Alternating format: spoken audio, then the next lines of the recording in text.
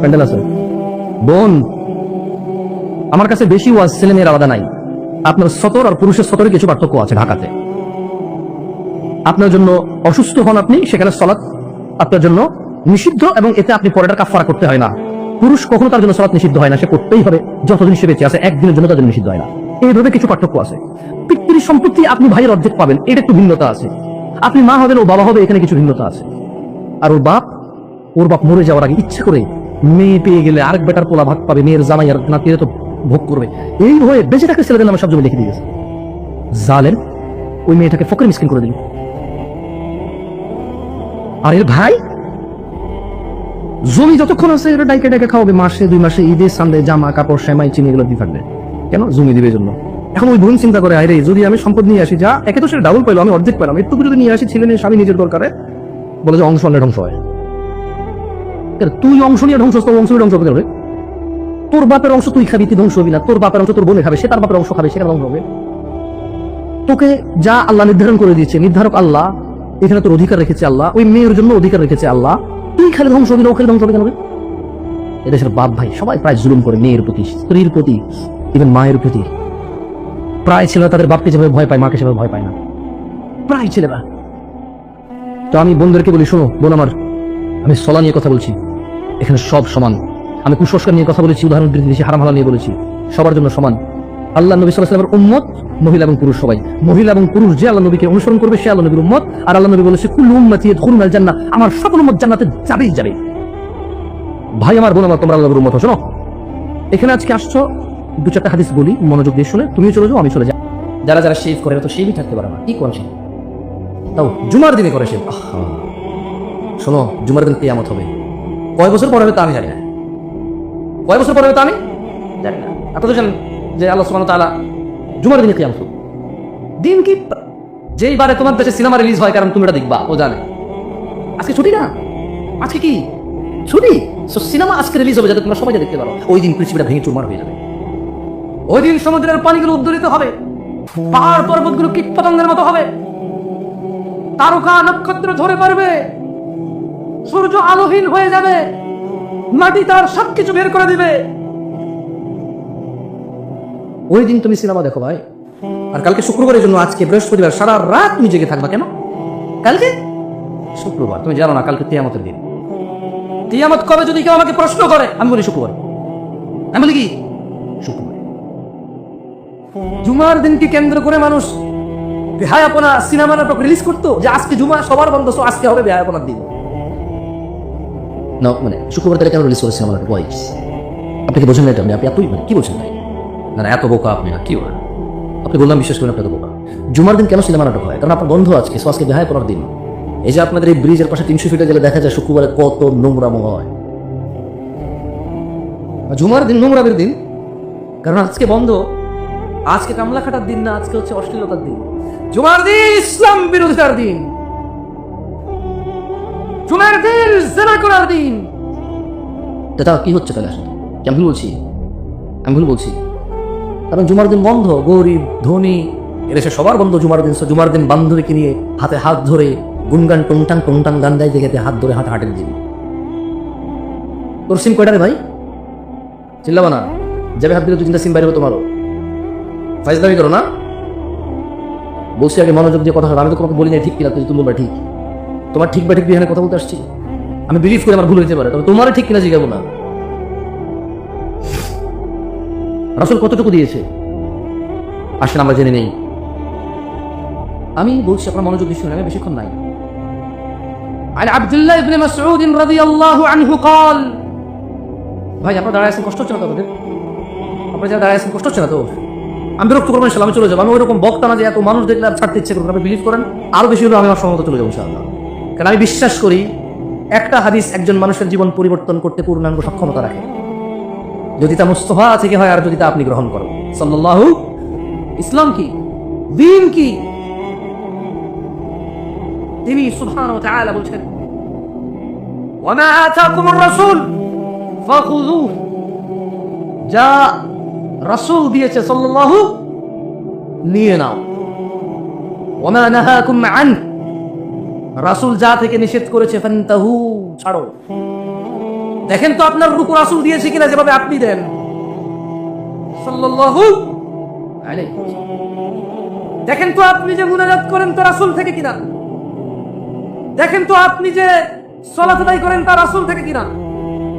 দেখেন তো আপনার দোয়ার পদ্ধতি রাসূল থেকে কিনা, টয়লেটে যাওয়ার পদ্ধতি রাসূল থেকে কিনা, মসজিদে ঢোকার পদ্ধতি রাসূল থেকে কিনা, খাওয়ার পদ্ধতি রাসূল থেকে কিনা, ঘুমের পদ্ধতি রাসূল থেকে কিনা, লেনদেনের পদ্ধতি রাসূল থেকে কিনা, ইবাদতের বন্দেগী, নেকি, আজর, জান্নাতের আশায় যত কাজ করেন, রব্বে পাওয়ার আশায় যত কাজ করেন তা রাসূল থেকে কিনা।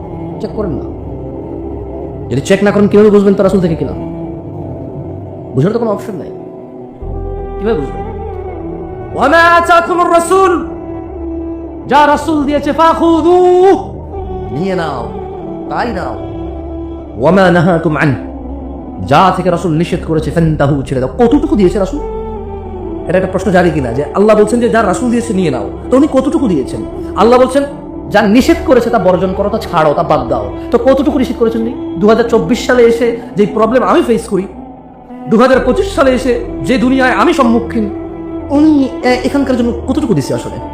অথবা ওনার নিষেধাজ্ঞায় কতটুকু উনি কি টিকটিকি লেজ খাওয়া মানুষ দেখছিল নেশার নামে? মুজা, দুর্গন্ধ, গ্রান নিবে এমন নেশা করে কি উনি দেখেছিল? উনি দিয়েছে কতটুকু? ইয়াবা, গাঁজা কি ওনার ছিল? যার যা হয়েছে হয়েছে, ওকে? দাড়ি কাটা, নেশা করা, ইয়াবা, মদ, গাঁজা খাওয়া, জানা করা, নামাজ ত্যাগ করা, মানে নামাজ পড়েন নাই, ওকে? কি পড়েন নাই? অসলিত বলেন, নামাজ পড়েন নাই, রোজা রাখেন নাই, জানা করছেন, মদ খাইছেন, ওকে? এগুলো তো পাপ না? আজকের যুগে সবচেয়ে কোন পাপে বেশি মানুষ জড়িত বলতে পারেন? সুদ, ঘুষ, জেনা। আসলে প্রথম হবে জেনা, প্রথম হবে কি? এর আগে হবে নেশা, এর আগে কি হবে? নেশা। কারণ নেশাটা তো নেশাই মনে করা হয়ে গেছে আজকের যুগে। ভাই শুনেন, এই সমাজ থেকে আপনি বলেন যে সমাজে জেনা নাই, নেশা নাই, আর কিস্তি, সুদ নাই, কি অপরাধ আছে বলেন? তুমি বলতে পারো কি অপরাধ আছে? হ্যাঁ, মেয়ে যেটা বোরখা পরে এটা জেনার সাথে সম্পর্কিত। বোরখা না পরা কিসের সম্পর্কিত? জেনার সাথে।